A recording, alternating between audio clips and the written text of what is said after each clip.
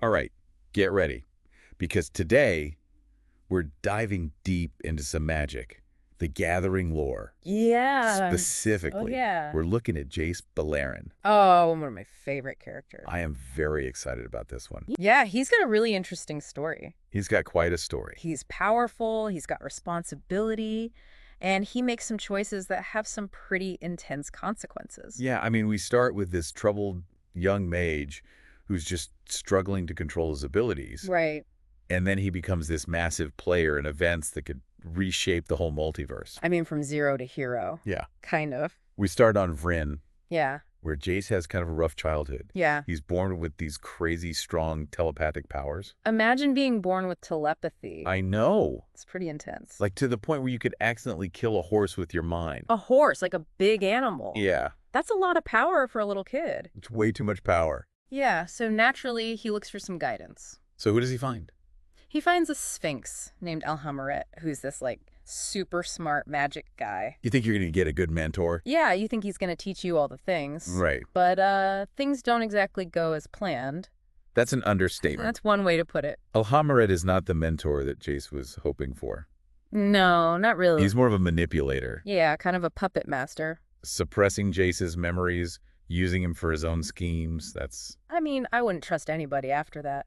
Talk about some major trust issues. Yeah. This leads to a pretty epic telepathic duel. Oh, yeah, this is a big one. Shatters Jace's mind. Yeah. Ignites his Planeswalker spark. Which is the ability to travel between dimensions. That's so cool. I know, right? It's like a superpower. And then sends it to Ravnica. Ravnica, now that's a crazy place. Oh yeah, Ravnica is a wild city plane where there are like 10 guilds all fighting for power. Yeah, imagine like 10 different factions, all with their own magic, and they're constantly clashing. Always scheming against each other. Yeah, it's a really volatile and dangerous place. So Jace ends up there reeling from his traumatic past. Yeah, I mean, he's still dealing with the betrayal from Alhamaret, Yeah. and now he's in this crazy, cutthroat world. Ravnica becomes like his training ground. Yeah, it's where he has to hone his powers Navigate all these complex political landscapes. and try not to lose his mind. Yeah, confront his own inner demons. Which, let's be real, he has a lot of. He's got a lot of baggage. Yeah. So in Ravnica, he gets involved with the Infinite Consortium. No, those guys are shady. They're like the shadiest organization in a city full of shady organizations. They use mind magic for, well, let's just say not so good things. Like blackmail, espionage, all the bad stuff. Yeah, not exactly the kind of stuff heroes do. Definitely not. But Jace is still figuring things out at this point. He's young, he's impressionable. Yeah, and he's got these incredible powers that people want to exploit. So his time with the consortium really shapes him in a lot of ways. Oh yeah, this is where we see him start to become the Jace we know. He's mentored by Tezzeret. Oh, Tezzeret. A brilliant artificer, but also utterly ruthless. Yeah, he pushes Jace to his limits, uses some pretty harsh methods. Torture, manipulation, you name it. It's a brutal lesson in what power can do to a person. Yeah, both the person wielding it and the people around them. And then there's Liliana Vess. Ah, Liliana, the necromancer with a heart of, well, maybe not gold. She's a complicated one. Yeah, she's powerful, she's seductive, and she's got her own agenda. The relationship is interesting. You could say that. There's attraction, betrayal, manipulation. It's a whole mess. You never really know if they're on the same side or working against each other. It's all very dramatic. Yeah, high stakes, high emotions. But it's these experiences on Ravnica that really force Jace to grapple with the moral ambiguity of his powers. He sees how easily magic can be used for good or evil. And he starts to question his own choices, his own allegiances. It's a really important part of his development. He's not just a mind mage anymore. He's becoming a person who understands the weight of his abilities. Yeah, and the consequences that come with them. Which is crucial because he's about to face a challenge that will change everything. So it's not all shady organizations and tangled relationships on Ravnica. No, there's a whole other side to the city. Jace stumbles upon something called the implicit maze. Oh, the maze. Now that's a head-scratcher. It's a magical labyrinth that's woven into the very fabric of the plane. Like it's part of the city itself. And it's intrinsically tied to the Guild Pact. Now, the Guild Pact is a powerful entity responsible for keeping the peace between all 10 guilds. Imagine having to mediate between 10 constantly bickering factions. It's a thankless job, but somebody's got to do it. Yeah, and that somebody ends up being Jace. Which, in hindsight, makes a lot of sense. Yeah, But he doesn't know that at first. No, at first, he's just obsessed with unraveling the maze's secrets. He gets drawn into the guild's machinations. Faces betrayals, endures a crazy magical trial. It's like a whole obstacle course for his mind and spirit. And through it all, he's trying to protect Amara. Amara is a member of the Selesnya Conclave. They're all about nature and harmony. Yeah, she's like the anti-Tezzeret. Yeah, she represents a very different approach to power. One that's more about understanding and cooperation. And Jace is kind of drawn to that. I mean, who wouldn't be after dealing with the likes of Tezzeret and Liliana? Yeah, he needs a little bit of light in his life. But this whole experience with the maze, it changes him. It forces him to grow, to think beyond himself. To consider the needs of others, even those who might be his enemies. And ultimately, it leads to something incredible. Something that nobody saw coming. Jace becomes the living guild pact. Wow, talk about pressure. He's suddenly responsible for keeping the peace in a city that's always on the verge of chaos. It's a massive responsibility, but it shows just how far Jace has come. He's gone from this troubled kid with too much power to a leader who's willing to shoulder the burden of an entire plane's well-being. Yeah, it's a pretty amazing transformation. It really shows his character arc. But as we know, Jace can't stay on Ravnica forever. No, he's got a bigger destiny. He's a planeswalker. Which means he's got to deal with problems that go way beyond just one plane. That's right, and that brings us to Zendikar and the Eldrazi. Oh boy, the Eldrazi. That's a whole different level of threat. The Eldrazi are like cosmic horrors. They consume entire worlds. Nothing Jace has ever encountered before. Yeah, these are the big leagues. And he realizes that it's not just Ravnica that's at stake. It's the whole multiverse. The fate of countless worlds hangs in the balance. So he needs to step up. And that's where he teams up with some other pretty iconic planeswalkers. Gideon Jura, Chandra Nalaar, Nissa Ravain. They form the Gatewatch. A group dedicated to protecting the multiverse from, well, basically everything. They're like the interdimensional Avengers. Exactly. And their formation marks a major shift in Jace's journey. He's not alone anymore. He's learning to trust other people. To rely on his allies. And to work together for a common goal. A goal that's bigger than any one person or any one plane.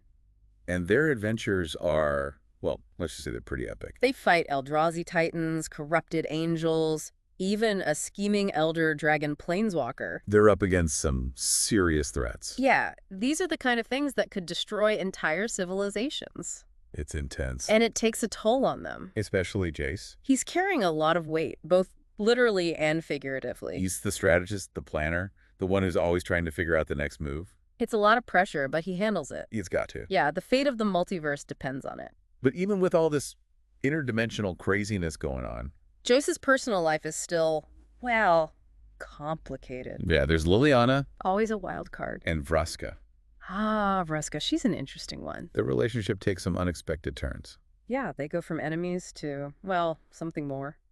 It's a whole journey. But we'll get into that later. And then there's Liliana. She's a powerful necromancer. With a real knack for power. And a super complicated history with Jace. Oh, yeah, their relationship is just... Oh, it's a whole thing. A whole tangled web of desire and betrayal. Yeah, you never really know where they stand with each other. Or, like, what their true motives are. It's really hard to tell with them. It's like every time they interact, it's just like a whirlwind. Oh, yeah, it's super intense. Super intense. But ultimately really destructive for both of them. Yeah, and then there's that whole thing with Callist. Oh, Callist, yeah. His best friend. That was rough. And he ends up dying. And Jace blames himself for it. Oh, absolutely. Totally blames himself. He even tries to absorb Callist's mind into his own. Like a last-ditch effort to save him. Yeah. Which obviously doesn't work. It's a really traumatic event. Yeah, and I think it really underscores the limits of magic. Even the most powerful magic can't fix everything. Right. There are some things you just can't bring back.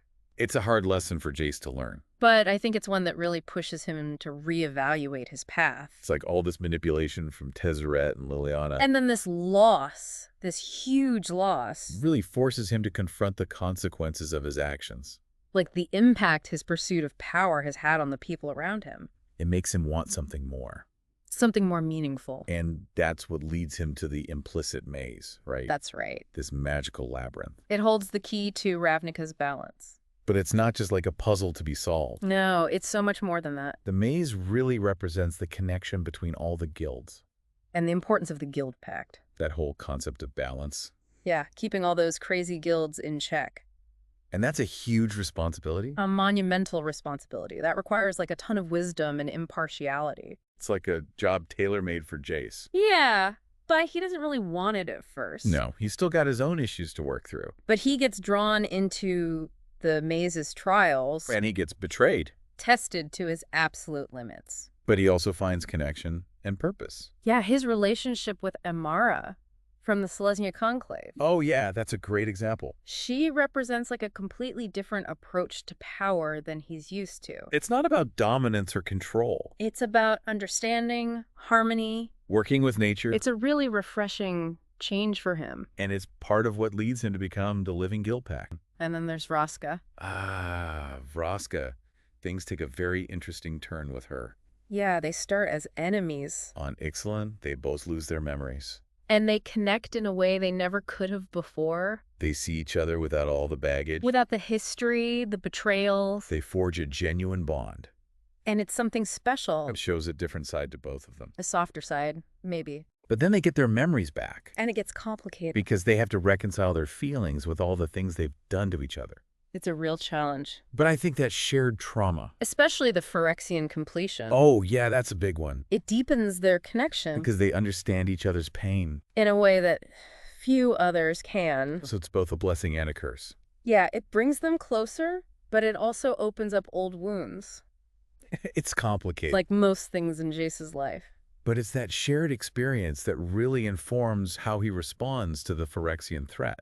That's a great point. Because the Phyrexians aren't just some random enemy. They represent an existential threat to everything Jace holds dear. His beliefs, his sense of self, even his understanding of what it means to be alive. They're the ultimate challenge. And he's going to have to face them head on. It's like they're this force of anti-life, you know? Yeah, they want to erase everything that makes us unique. Our individuality. Our free will. It's really terrifying when you think about it.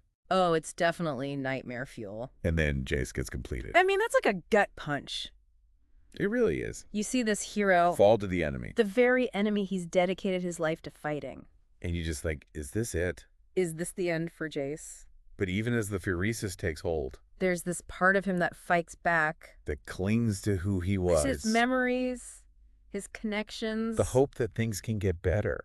It's amazing. I mean, this is Phyresis we're talking about. It can twist your mind and body. Turn you into something you're not. And yet Jace resists. It really shows his strength of will. Yeah, he's not giving up without a fight. And we can't forget about Vraska. Oh, right, Vraska, she gets completed too. It's like a double whammy. And it adds this whole other layer to their relationship. They're going through this together, Supporting each other. finding strength in their shared vulnerability. It's a really powerful dynamic. Then somehow they manage to break free. I know. It's incredible. But they're changed, you know? Oh, yeah. They're marked by that experience. Forever scarred by the darkness. But also strengthened by their resilience. It's like they went through hell and came out the other side. Stronger than ever. And more connected than ever. Yeah. It's really a testament to their love for each other. And their belief in redemption. That they can overcome even the darkest of experiences. They come out of it with this renewed sense of purpose. Determined to stop others from suffering the same fate. Like they've got a mission now. But the fight against the Phyrexians, it costs them.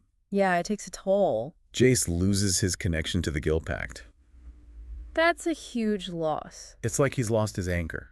His sense of purpose. He's lost so much. His position, his memories, his sense of self. But he keeps fighting. He always does. That's just who he is. A survivor. Always pushing forward. Trying to find a way to make things better. And that brings us to his latest plan, right? Yeah. Reshaping the multiverse With loot. and omen paths. That's ambitious, to say the least. It really is. I mean, we're talking about changing the very fabric of reality. It makes you wonder, how far is too far? Is he overreaching? Is he playing God? I mean, it's hard to say. He's always been a strategist. The planner. Always trying to anticipate threats. And come up with solutions. But this is different. It's not just about reacting to danger. It's about shaping the future. Creating a multiverse where these kinds of conflicts are less likely to happen. It's a noble goal. But incredibly risky. We just don't know what the consequences will be. The unintended ones especially. I mean, it's Jace, so you know it's going to be interesting. Yeah, it's never boring with him. His story's far from over. And whatever happens next. It's going to have massive ripple effects across the multiverse. It's a good reminder that even the most powerful individuals Are still subject to forces beyond their control. Jace might be able to reshape reality. But he can't escape the consequences of his actions. And that's what makes his story so compelling. It's a story about power and responsibility. About love and loss. And ultimately about hope. That even in the face of darkness, There's always a chance for a brighter future. Well, that was a wild ride. it always is with Jace. Thanks for joining us for this deep dive into the world of Jace Beleren.